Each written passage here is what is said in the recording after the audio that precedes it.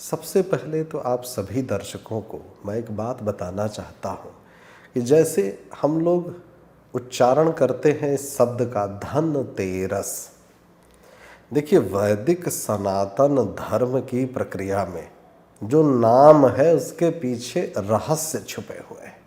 पहले तो इस बात का संशय मिटाया जाए कि है कब, इस पर तो हम लोग चर्चा करेंगे ही करेंगे, लेकिन इससे थोड़ा सा पहले मैं एक और चर्चा कर ले रहा हूं कि इसका जो नाम है ना, धनतेरस, इसमें भी एक रहस्य छिपा हुआ है। हमारे यहाँ जितने भी बड़े बुजुर्ग हैं, एक बात की चर्चा हम सभी लोग करते रहते हैं, सबसे बड़ा धन क्या है? क्योंकि धन से जुड़ा हुआ इस पर्व का, त्योहार का बड़ा ही महत्व है। इसका नाम ही धनतेरस है। सबसे बड़ा धन क्या है? तो उत्तर यही मिलेगा, हम सबको पढ़ाया गया है कि सबसे बड़ा धन है स्वास्थ्य। स्वास्थ्य से बड़ा धन कुछ भी नहीं है। Health is wealth. Dhanteras Acharya Dhanvantari का अवतरण दिवस, और तेरस हम लोग अपनी बोलचाल की भाषा में कहते हैं। तेरस का अर्थ प्रदोष, 13वीं तिथि, 13वां दिन। धनतेरस का अर्थ यह हो गया, आचार्य धन्वंतरी जो आयुर्वेद के जनक कहे गए, आयुर्वेद में जितने शोध हुए उसमें मूलभूत आधार कारक आचार्य धन्वंतरी माने गए। इनका अवतरण दिवस हो, त्रयोदशी तिथि हो, अपने आप में ही कितना महत्वपूर्ण योग है। और आज ही के दिन, धनतेरस के ही दिन, साथ ही साथ धन की देवी लक्ष्मी जी के पूजन की प्रक्रिया आरंभ हो जाती है। कुबेर जी के पूजन की प्रक्रिया आरंभ हो जाती है। धनतेरस के बाद एक क्रम है। धनतेरस के बाद नरक चतुर्दशी आती है, फिर लक्ष्मी जी का पूजन होता है। ये पूरी एक प्रक्रिया है, त्योहारों की पूरी श्रृंखला है। अब हम लोग उस प्रश्न के उत्तर पर आते हैं कि इस बार बड़ी विशिष्ट स्थिति बनी हुई है, बड़ा ही संशय है। 2-2 दिन की श्रृंखला बनी हुई है। कोई कह रहा है कि आचार्य जी कब मनाएं, 22 तारीख को भी त्रयोदशी बताई जा रही है, 23 तारीख को भी त्रयोदशी बताई जा रही है कब धनतेरस? तनिक भी भ्रमित नहीं होइए, कोई भी संशय नहीं रखिए। त्रयोदशी पूरे 24 घंटे है, 22 को लगेगी, 23 तक है, लेकिन जो सर्वाधिक शुभ मुहूर्त है 22 तारीख को संध्या के समय। अब इसमें 2 बात है, मैं बहुत स्पष्ट विस्तार से आप सभी दर्शकों को बताता हूं। एक तो पूजन का मुहूर्त, और एक हम लोग धनतेरस को, जिसके लिए सामान्य जन जीवन में जानते हैं, खरीदारी का मुहूर्त। धनतेरस की चर्चा होते ही हम लोग एक बात पर अपना पूरा का पूरा फोकस कर लेते हैं, पूरा का पूरा हमारा ध्यान वहीं चला जाता है कि धनतेरस के दिन तो खरीदारी करनी है। धनतेरस को हम लोग इसी के लिए जानते हैं। पूजन का मुहूर्त संध्या के समय 6:03 से आरंभ हो जाएगा, और त्रयोदशी वो तो 4 बजे के बाद से ही लग जाएगी, 4:30 के आसपास से। लेकिन आपको भ्रमित नहीं होना है, किसी प्रकार का संशय नहीं रखना है। खरीदारी का मुहूर्त 7:02 से आरंभ हो जाएगा और 10:59 तक रहेगा। एक बात और मैं कहता हूं, जो मैं सदैव कहता हूं, देखिए, पंचांग का जो समय होता है अलग अलग स्थान पर अलग अलग होता है। बनारस में अलग होगा, दिल्ली में अलग होगा, हरियाणा में अलग होगा, लखनऊ में अलग होगा। तो 5, 8, 10 मिनट का अंतराल होता ही होता है। तो आप एक मूलभूत आधार बना लीजिएगा कि आपको किस समय खरीदारी करनी है। और दूसरी एक बात कि ये संशय नहीं रखिएगा कि आचार्य जी आपने तो जो क्रम बताया था मैं तो उस समय में कर ही नहीं पा रहा हूं, तो मेरा तो ये गलत हो जाएगा। बिल्कुल गलत नहीं होगा। पूरा का पूरा प्रदोष 24 घंटे है, कभी भी कर सकते हैं। यदि आज नहीं हो पाया, 22 तारीख को नहीं हो पाया, तो 23 को भी कर सकते हैं। ऐसा नहीं कि 23 को आप करेंगे तो गलत हो जाएगा, लेकिन जो मूल आधार है उसमें भ्रमित नहीं होना है। 22 तारीख को संध्या के समय धनतेरस, 23 तारीख को नरक चतुर्दशी और 24 तारीख को दीपावली। इसमें भ्रमित नहीं होना है, क्योंकि इस बार संशय है सारे त्योहारों में। एक और बड़ा कारण है, उस पर भी हम लोग अभी विस्तार से चर्चा करेंगे, और वो बड़ा कारण है सूर्य ग्रहण। लेकिन अभी हम लोग धनतेरस पर चर्चा करते हैं।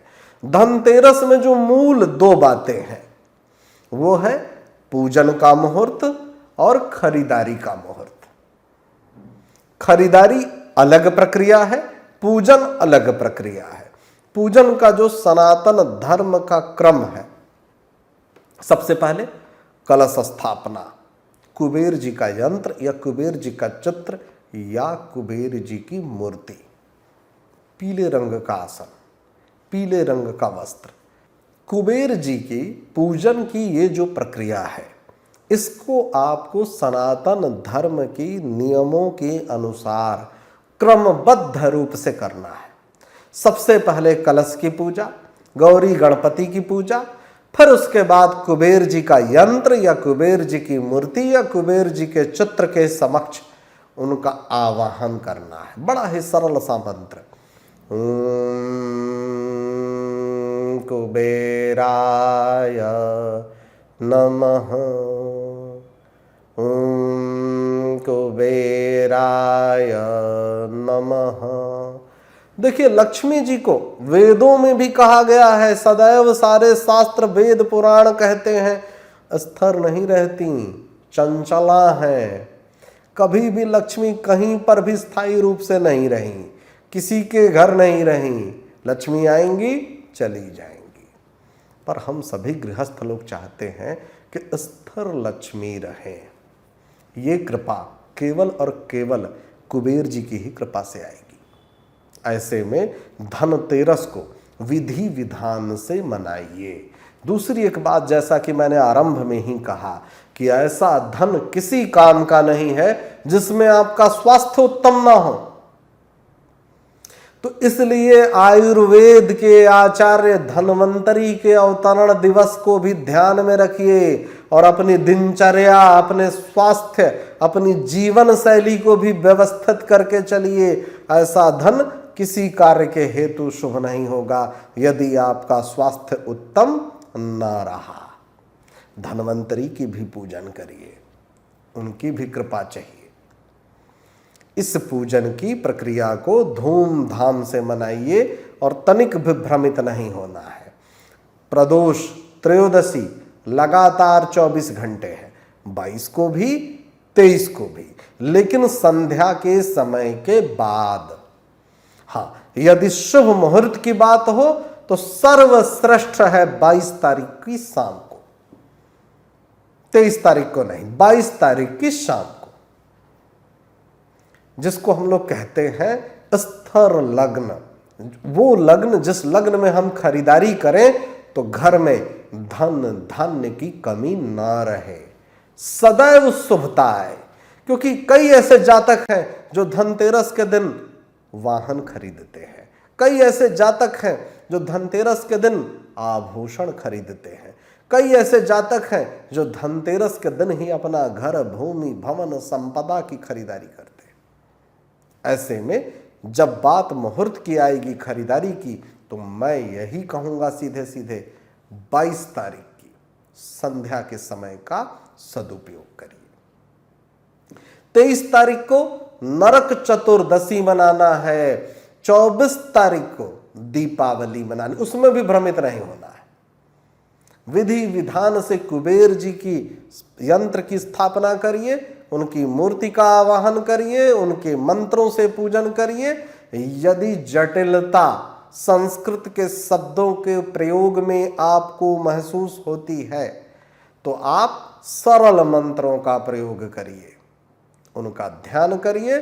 धूप दीप नैवेद्य जो सामान्य सहज सरल प्रक्रिया है उसका पालन करिए, उनको भोग लगाइए, प्रसाद वितरित कीजिए। और खरीदारी में एक बात का ध्यान रखिएगा, कई बार क्या होता है, बर्तन की खरीदारी का सामान्य चलन है, तो हम सभी लोग ये तो समझते हैं कि आज के दिन बर्तन खरीदना चाहिए। स्टील के बर्तन ले आते हैं, क्रॉकरी खरीद के ले आते हैं, चीनी मिट्टी के बर्तन ले आते हैं, कप प्लेट ले आते हैं, शीशे के बर्तन ले आते हैं, एल्यूमिनियम के बर्तन ले आते हैं।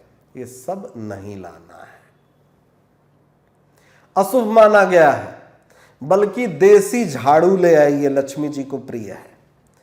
धनतेरस के दिन ही मिट्टी के दिए ले आइए। यदि धन की कोई कमी नहीं है तो चांदी, सोना, हीरे, जवाहरात, आभूषण खरीदिए, रेशमी वस्त्र खरीदिए। कुछ ना हो पाए तो चांदी का सिक्का ही ले आइए। और सरल मैं बता देता हूं, चाहे मिट्टी के गणेश जी, लक्ष्मी जी खरीद ले आइए, लेकिन ये शीशे के बर्तन नहीं ले आइए, एल्युमिनियम के बर्तन नहीं ले आइए, घर में दरिद्रता आती है। इस दिन चीनी मिट्टी के बर्तन नहीं ले आइए, ये अशुभ माना गया है। शीशे के बर्तन क्या होते हैं, ये सब नहीं लाइए उस दिन। हाँ, बाद में ले आइए। आपके दिनचर्या में यदि किसी भी वस्तु की आवश्यकता है तो वो तो लाना ही है। लेकिन आपने एक तो विधि विधान से मुहूर्त पूछा है, आपने विधि विधान से पूजन की बात पूछी है, तो फिर शास्त्र में, वेद में, पुराण में ये सब कहां है? ये नहीं लाइएगा, ये अशुभ माना गया है, वर्जित है, इससे दरिद्रता आती है। हाँ, झाड़ू, नारियल की सींक वाला झाड़ू, झाड़ू भी आजकल कई तरह के आ गए हैं, फूल झाड़ू, प्लास्टिक के झाड़ू, वो नहीं लाना है। लक्ष्मी जी को ये बड़ा ही प्रिय है। स्वच्छता, निर्मलता, श्रृंगार। एक कहावत है ना कि लक्ष्मी श्रृंगार प्रिय, शिव अभिषेको प्रिय। शिव जी को जल की निरंतर धार प्रिय है, शिव जी को लगातार जलाधार प्रिय है, और लक्ष्मी जी को सौंदर्य श्रृंगार प्रिय है। इसलिए एक दीपक से नहीं काम चलेगा उस दिन। जगमग जगमग जगमग जगमग रोशनी हो, पूरा घर सजा दीजिए। स्वयं भी इस बात का ध्यान रखिए कि अच्छे से अच्छे कपड़े पहनिए, साफ सुथरे वस्त्र धारण करिए। जो कुछ भी आपके पास है, यदि चांदी का दीपक जला सकते हैं तो चांदी का दीपक जलाइए, देसी घी का प्रयोग करिए। हाँ, इसी में एक बात मैं जोड़ता हूं, यम के दीपक का विधान है। यम के दीपक में घी का दिया नहीं जलाना है, सरसों के तेल का दिया जलाना है। यम का दीपक का क्या महत्व है, यह भी मैं बता देता हूं।